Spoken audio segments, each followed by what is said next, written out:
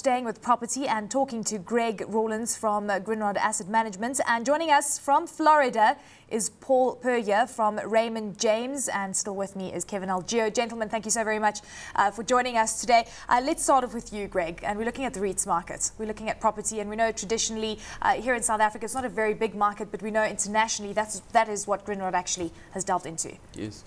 Well, one of the attractions, particularly to the US, is that there's so many different sectors over and above our usual retail, office and industrial. And I think Paul can fill in and come in here. Paul, the different type of sectors that you have in the States over and above those three that I mentioned, how are they performing, and are they correlated to the markets and the bonds? Yeah, Greg, there are probably 15 or 16 different property types here in the U.S. in the commercial sector, everything from nursing homes to theaters, so there's a lot in between. There are 5 or 6 property types, however, that are really leading this recovery, all affected somewhat by the economy, but definitely 5 or 6 property types that are doing better than others. For example, data centers.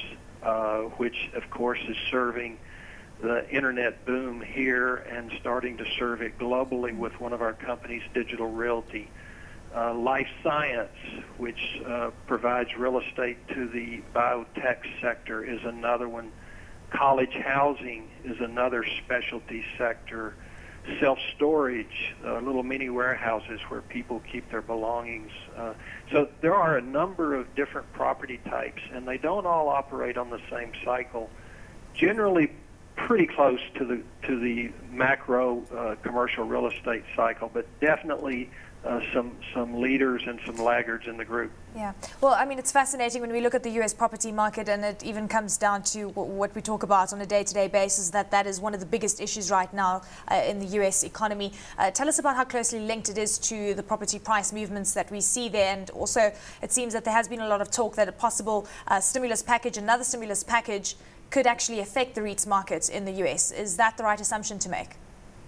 Well, let's break that down, because yes, we see a lot of confusion. Real estate gets lumped into one big discussion, but there is a huge difference between the $20 trillion residential real estate market in the U.S. here, 130 million houses, and the $5 trillion commercial real estate sector, which is composed largely of income properties, which Greg was alluding to and I was talking about. So the commercial real estate sector is actually on the upswing here. We're in the up cycle that should run for several years, assuming our economy will keep growing. The residential real estate market is what you're reading so much about, and it's had a huge impact on the economy. And, of course, Washington is working desperately to find ways to prop it up. But we have a few years to go before we get the residential market back on track. Okay, Kevin, let's get you involved here. REITs, the REITs market. Do you look at this market at all? And we know that there isn't a lot of demand, if I'm not mistaken, in the South African space, but interest is starting to grow quite extensively. Yes, it is, and some of the listed companies are REITs themselves in South Africa. We do focus on it, but our primary focus is obviously equities. But you know, what's interesting is just how much bigger the US property market is, and all those different subdivisions, and specifically what are the drivers of those subdivisions. Paul, on that, taking that observation further, what are the fundamentals that are driving those 5 particular sectors that are attracting your interest to give them to make your call that they are outperforming the rest of the market? Well, it's very interesting. In housing specifically, where there are 130 million housing units in the U.S., about 90 million of those are single family. The balance are multifamily, and a lot of those are rentals. But over the last decade, the rental market was underbuilt while the single-family market was overbuilt. So that shift of more residents moving into the rental market is driving the apartment call. So that's a unique call. Within data centers, it's the iPad, it's the iPhone, it's everything you're reading about with the whole internet digital explosion that's driving demand for data centers. In something like college housing, the governments here in the U.S. are not able to fund the universities like they once did. Consequently, the universities are looking to outsource the housing, and there are 3 REITs that are providing college housing in the U.S., so that demand is very strong. So, you know, there are 6 sectors.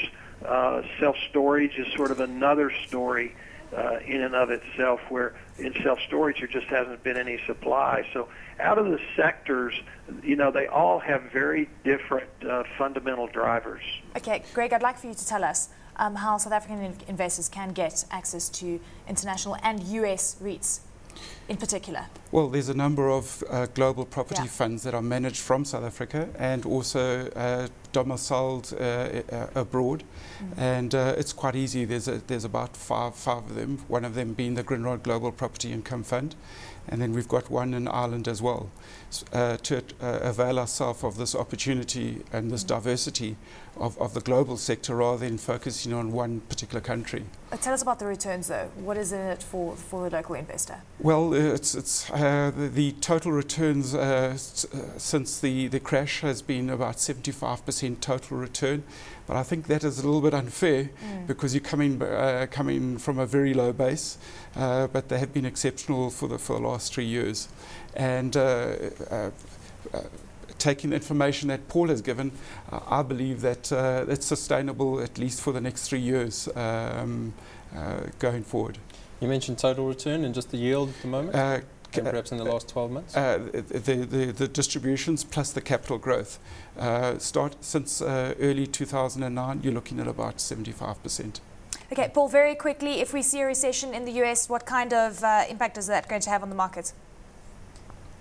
Well, was the question, what effect would interest rates have? No, effect on the market if we have a recession in the US. Very quickly. Well, yeah, I mean, it's gonna drag down demand in everything. For commercial real estate specifically, I mean, it's some combination of GDP and job growth, which is typically the driver for almost every property type that we cover. So the good news right now, good news right now is we think the stock market has baked in some slowdown. Perhaps it's baked in too much, but we feel like the economy is slowing. We don't believe we're actually going to dip into that recession. We might, but we've had a real reduction in sort of to a baseline level of consumer spending here in the U.S. A lot of the excesses are gone, so we'll see how it plays out from here. Fantastic. Thank you so much, Paul. We have to leave it there. Thank you very much for joining us. A big thank you to Greg Rawlins from Grindrod Asset Management and Paul Puryear from Raymond James. And, of course, a big thank you to my co-host, Kevin Algier from Imara SB Reid, for joining me for the full hour.